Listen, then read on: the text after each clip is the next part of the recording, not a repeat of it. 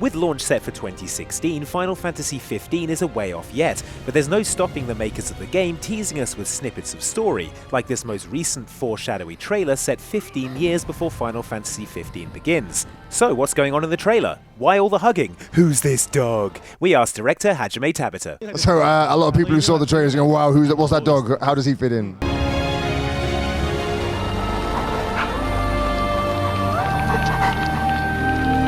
I can tell you a little bit. The dog is actually acting as a messenger for a very important character who plays a big part in the series.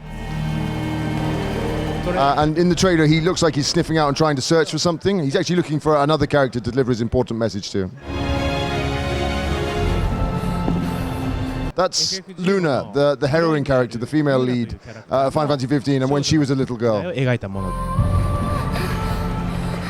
And so the scene you see in the trailer itself is her being under a very great threat, and there's this danger encroaching upon her there, because she's actually in a very difficult political position as a person at the time in the story when this takes place.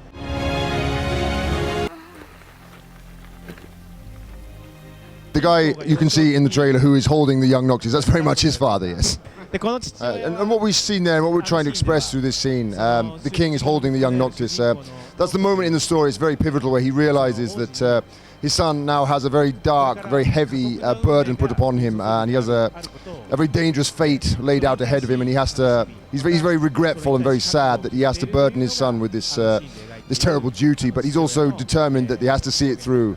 So he's got very mixed, very emotional, internal strife going on there. And that's what you're actually seeing played out here. It's a very important foreshadowing for the rest of the story. And the start of the action in the main game itself takes place pretty much exactly 15 years after the scene you see at the end of the trailer.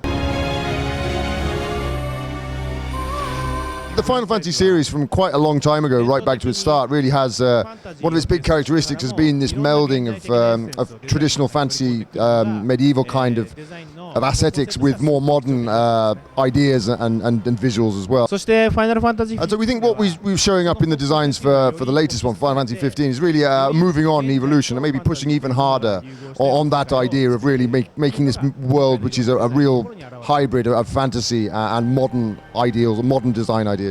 But another important point in that is we're not just aiming to have the visuals and the look of the world feel a little more modern there. The whole way the story is expressed and it works and behaves is really aimed to be much more realistic, more modern day kind of in its aesthetic and its design.